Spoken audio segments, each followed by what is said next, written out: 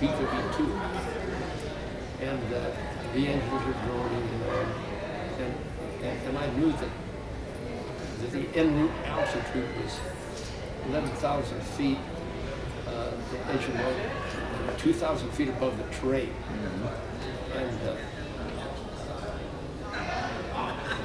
And I was in a dead sleep, and the plane captain came up and said, "Lieutenant Commander Morrison, we're on fire." And I looked out the port engine, and the port engine was fully involved with flames, gasoline fire.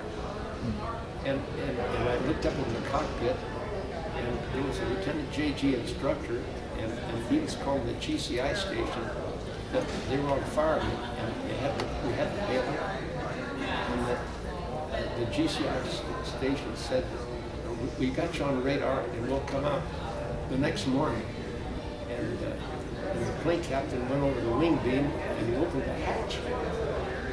And when he opened the hatch, I was right behind him, and I looked down, and the snow came up, and it was night, about 2 o'clock in the morning, and I looked at the altimeter on the nav table, and it was going down pretty fast, and I knew that we were 2,000 feet above the terrain, and so I didn't waste a second getting out of there. You know, I just did what the drill said. You lean over, and you're clearing, you pull your D-ring. I remember to keep my D-ring that time. and I still have it. I was married to a woman in Dallas one time, and she got mad at me and burned my cruise box and threw my D-ring in the garbage. Really mad. Yeah. She got really mad at me. I was a nice guy, I don't know why. Back at Hutchinson, we had a comment, we had a cross country for every weekend, for something. But on your old water nav flights, what you said about the empty cockpit or the PC flying was not that abnormal. No. But how'd you like landing at Coca-Cola? The Panama. Oh, yeah. It was kind of a fun landing place, wasn't it? Yeah. Thanks for the comment. I appreciate what you said. After you landed, bailed out, did you get picked up all right? There's a little bit between the time I pulled the D-ring and the time I got on. Yes, sir. We landed on a flat plateau as we were going down. It was just so dark, and the snow was flying, and I remember the drill. I said, well, you know, bend your knees a little bit, relax, and I could feel the shrouds up here. They gave me another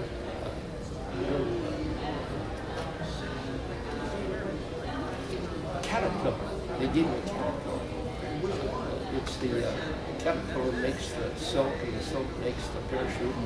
And so, Well, the Caterpillar Club.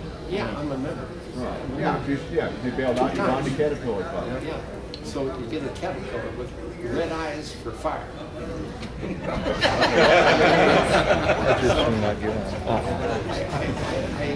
I bent my knees and I thought, oh my God, is it a lake or a tree or anything? All of a sudden I was on, and I was with snow up to my knees. So every time I tell it, the snow is higher. But I landed in snow.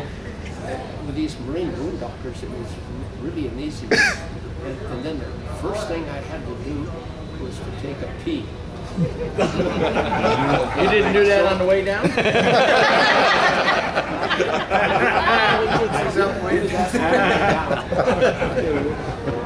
But anyway, I had to go so bad. I reached it and got my penis, and I started. I thought I'd write my name. He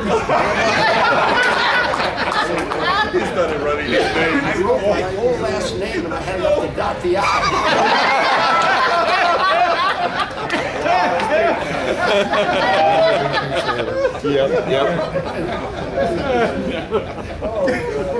There were 11 guys aboard that P2V, and all of them got up in just a few seconds.